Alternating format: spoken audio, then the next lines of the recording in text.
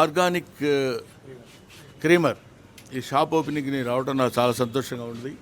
తమ్ముడు సుహాస్, అసలు నాకు అర్థం కాని విషయం ఏంటంటే ఈ ఐస్ క్రీమ్ కూడా ఆర్గానిక్గా ఉంటుందా అని.